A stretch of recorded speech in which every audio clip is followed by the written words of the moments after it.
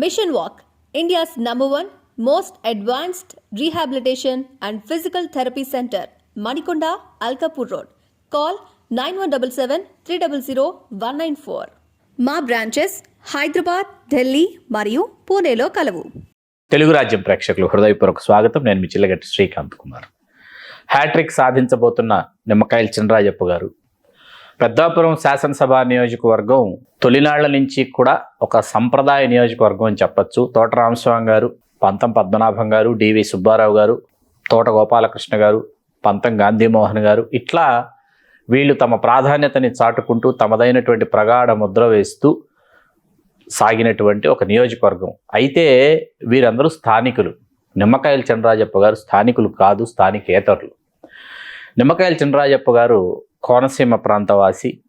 మరి ముఖ్యంగా అమలాపురంలో ఎంతో పేరు పొందినటువంటి తెలుగుదేశం పార్టీ సీనియర్ నాయకులు. ఒక సాధారణ కార్యకర్తగా తెలుగుదేశం పార్టీలో తన ప్రయాణాన్ని ప్రారంభించినటువంటి నిమ్మకాయల చినరాజప్ప గారు ఆ తర్వాత సుదీర్ఘకాలం ఉమ్మడి తూర్పుగోదావరి జిల్లా తెలుగుదేశం పార్టీ జిల్లా అధ్యక్షునిగా కొనసాగి శాసనమండలి సభ్యుడై ఆ తర్వాత వారు పెద్దాపురం నియోజకవర్గం నుంచి 2014 ఎన్నికల్లో పోటీ చేసేంత వరకు కూడా సొంత నియోజకవర్గం అంటూ లేకుండా పోయినటువంటి ఒక నేత. సొంత నియోజకవర్గం అంటూ లేకుండా పోయిన నేత అనే మాట నేను ఎందుకంటున్నానంటే, సీనియర్ అయినటువంటి చినరాజప్ప గారితో పాటు అంటే ఒకేసారి తమ రాజకీయ ప్రయాణాన్ని ప్రారంభించినప్పటికీ డాక్టర్ మెట్ల సత్యనారాయణరావు గారికి అమలాపురం స్థానాన్ని తెలుగుదేశం పార్టీ కేటాయిస్తూ వస్తుండేది.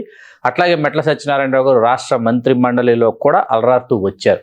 మెట్ల సత్యనారాయణరావు గారు లాంటి ఒక సీనియర్ నాయకుడు ప్రాతినిధ్యం వహిస్తున్న నేపథ్యంలో మీకు నిమ్మకాయల చినరాజప్ప గారికి అక్కడి నుంచి పోటీ చేసేటటువంటి అవకాశం రాదు. 2004 ఎన్నికలు అమలాపురం శాసనసభ నియోజకవర్గం జనరల్ నియోజకవర్గంగా ఎదుర్కొన్నటువంటి ఎన్నికలు చివరి ఎన్నికలు. ఆ చివరి ఎన్నికల్లో డాక్టర్ మెట్ల సత్యనారాయణరావు గారు, కాంగ్రెస్ పార్టీ అభ్యర్థిగా తాడి తాతారావు గారు, స్వతంత్ర అభ్యర్థిగా టైగర్ నల్లా సూర్యచంద్రరావు గారు, ముగ్గురు కాపు సామాజిక వర్గానికి చెందినటువంటి వారు పోటీ చేయడంతో మరొక స్వతంత్ర అభ్యర్థి అయిన కల్లుగీత కార్మికుడు అయినటువంటి కుడిపూడి చిట్టబ్బాయి గారు అప్పుడు గెలుపొందడం. 2009 ఎన్నికలకి అమలాపురం జనరల్ కాస్త అమలాపురం ఎస్సీ రిజర్వ్డ్ శాసనసభ నియోజకవర్గంగా మారింది. 2014 ఎన్నికలకు వచ్చేటప్పటికి వాస్తవానికి తెలుగుదేశం పార్టీ అంతక్రితం కూడా కమ్మ సామాజిక వర్గానికే పెద్దాపురం కేటాయిస్తూ వస్తుండేది. బొడ్డు భాస్కర్ రామారావు గారికి వారు 94, 99 వరుస ఎన్నికలు వారు గెలుపొందుతూ వచ్చారు.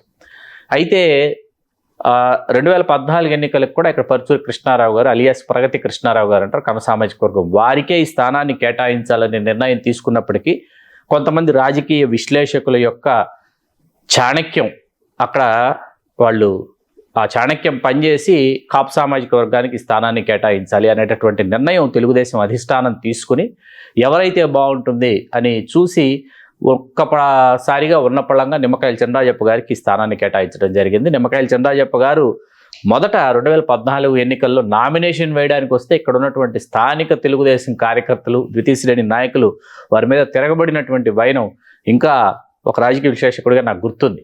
అయితే ఆ తర్వాత ఆ నియోజకవర్గం నుంచి ఆయన 10,000 పైచిలకు 11,000 లోపు ఓట్ల ఆధిక్యతతో గెలుపొంది వారు ఆంధ్రప్రదేశ్ రాష్ట్ర ఉప ముఖ్యమంత్రి వర్యులై అట్లాగే 5 సంవత్సరాల పాటు ఏకధాటిగా హోంశాఖ మంత్రినిగా కొనసాగినటువంటి వైనం నిజంగా ఆంధ్రప్రదేశ్ రాష్ట్ర రాజకీయ చరిత్రలో ఒక సువర్ణాధ్యాయం అని చెప్పచ్చు. ఎందుకంటే మాన్యుని మొదలు సామాన్యుని వరకు, సామాన్యుని మొదలు మాన్యుని వరకు కూడా ఎవరైనా సరే ఎప్పుడైనా సరే సచివాలయానికి వెళ్ళి ఉప ముఖ్యమంత్రి వర్యులు మరియు హోంశాఖ మంత్రులైన చినరాజప్ప గారిని కలిసి వారి అతిథి మర్యాదలు పొంది వచ్చినటువంటి వాళ్ళ సంఖ్య అత్యధికం.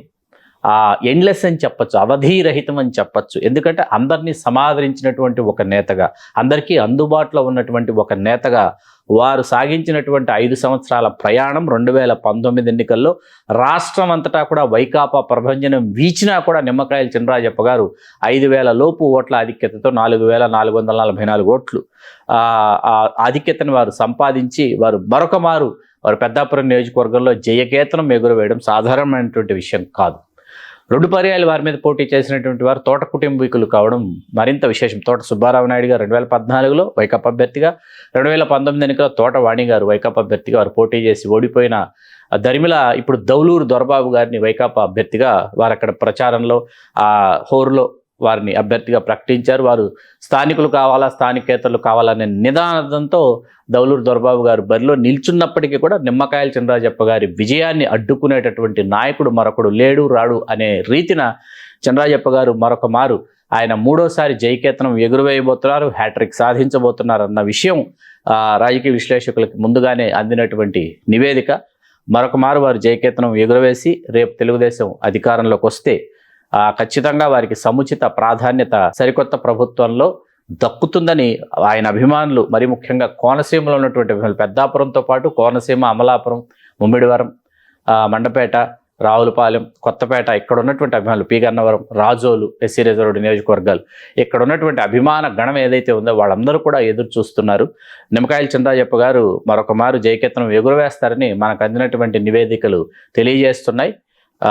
తెలుగు రాజ్యం ప్రేక్షకులకి ఇటువంటి అంశాలు, మరిన్ని అంశాలతో మరికొంతకాలం మిమ్మల్ని అలరిస్తాం. ఆ తర్వాత మరిన్ని సరికొత్త కార్యక్రమాలతో మీ ముందుకు తెలుగు రాజ్యం వినూత్నంగా తనను తాను ఆవిష్కరించుకోబోతుందని సవినయంగా తెలియజేస్తూ మీ Chillagattu Srikanth Kumar. Please do subscribe to Telugu Rajyam channel. Please do subscribe to Telugu Rajyam channel.